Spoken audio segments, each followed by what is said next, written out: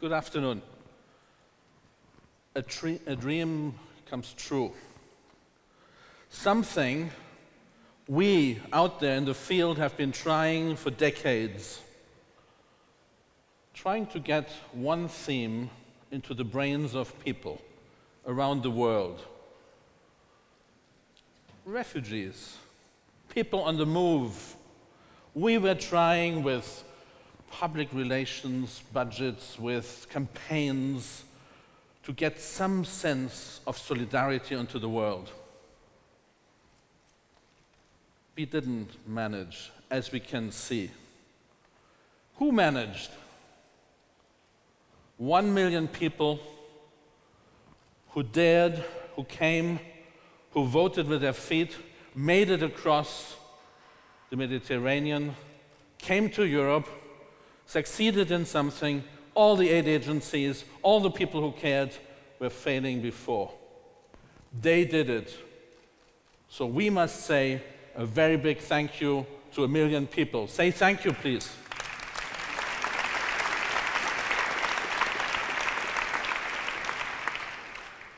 One million people who have been shaking up the system, who have been shaking the fundamental understanding we in our Western rich world have so far. The understanding that there are poor people somewhere and they're fine there, and there are rich people who are somewhere else and we are fine. And from time to time we're going to see and have a look at the poor people on the other side of the globe. And we're very happy to ride camels and go to the beaches of the poor people, and then we come back and say they're fine there, we are fine. Everything is fine. But 1 million people brought their story to us. The story of a world which today is still not what it should be. They were shaking up our system in a way that we discovered, we have not been sharing resources the right way. We are taking from the other side of the world. They also brought to us the understanding that we didn't manage European integration. That's a little side product, as we can see. They also showed us very clearly that we haven't managed to deal with our past. Suddenly, more than half of the European population is not scared anymore to say things and think what we thought was history and which haunted the world 75 years ago. So therefore, 1 million people voting with their feet have been showing us that there is a lot to do. 1,600 people coming here into this hall was not possible before for that theme. Wherever we go, people having a debate, having a discussion, thinking about what is this people on the move. Suddenly, we are there, discussing, debating, where are we coming from, where are we going? How will our society look like in a few years from now? What are the issues of development aid, humanitarian aid? Why does it not work? How can we change the paradigm? How can we change the narrative? Is today's debate. Do we all know that it is not only about 60 million refugees and displaced people currently? It is about people getting on the move because they have to. Because they have to, because they're desperate, because they have understood there is something else on the world which matters.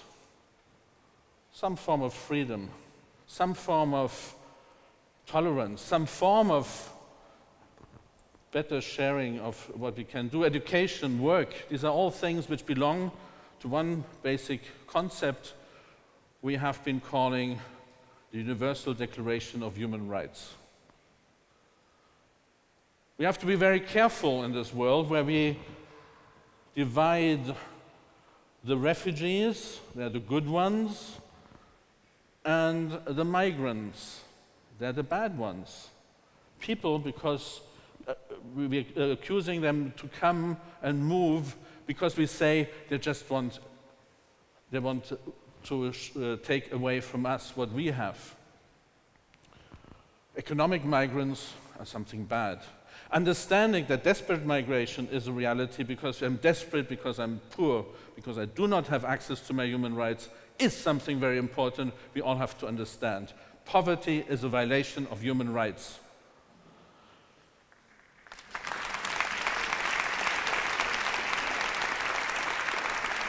Climate change leads to poverty. Climate change is forcing and will be forcing more and more people to move. What are we doing about this? Is the answer to build more fences? I thought that, again, that was history.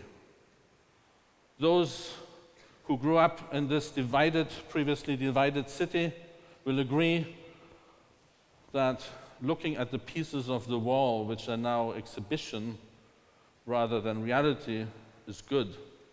We don't want new walls. We don't want to build up more fences.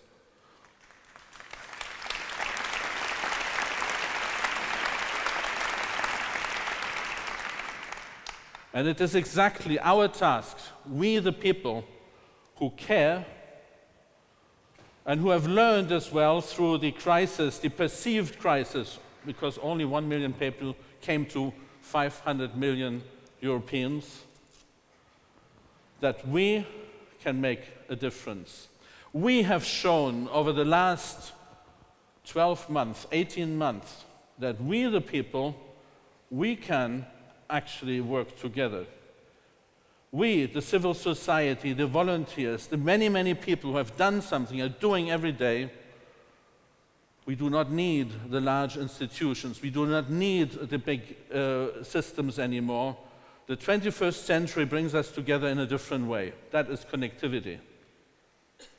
We have to begin to challenge the systems and say, we want something else. We don't want walls, we don't want fences, we want to be one on this world, the citizens of the world. It is possible if we consider anybody on this world as a human being and we do not divide anymore. The systems of the future are chaotic. Chaotic in the sense they're not predictable. You are down here, you are the system. None of you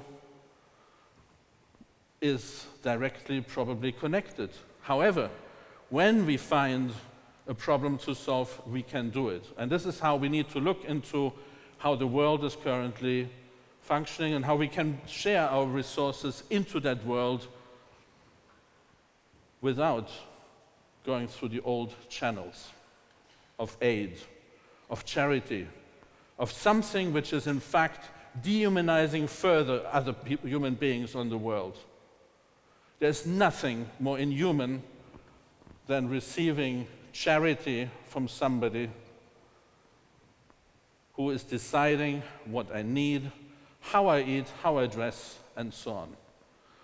So it is a completely different way of looking into sharing our resources. Don't believe free aid is something we all want. We want to work, we want to live, we want to be responsible for ourselves. That's what we want. And it is possible. It is possible with the means of communication, of connectivity we have in the 21st century to share our knowledge, to share our technologies when they make sense, to share our wealth in a different way, enable populations throughout to become free and independent. Enabling people to think about something else than just survival is key. Beyond survival is that something we can support within seconds. if we share our knowledge using our 21st century possibilities.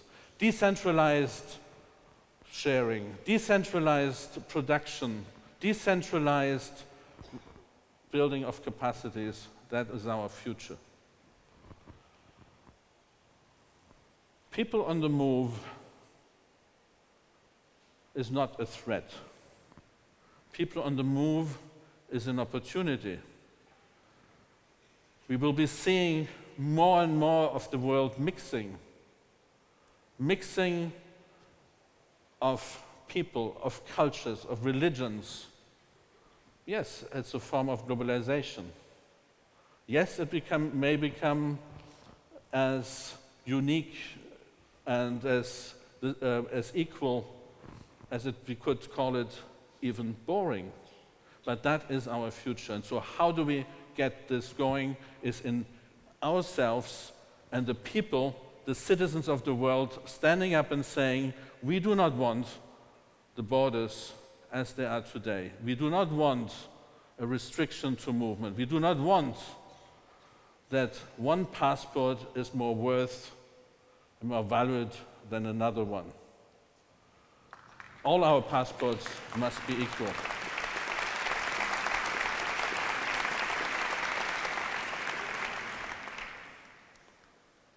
Therefore, we can give today, with this event, with great people coming together, with the greatest networkers we could bring together, we can send a very powerful message. Over the last 12 months, we have shown you that we are one. Doesn't matter whether people from Afghanistan, from Pakistan, from Somalia, from Syria, from anywhere in the world, we are one. Please let us give that message to the world, that in holding together, there is no threat. It is an opportunity, and we will get out much stronger as a world, as humanity. Thank you.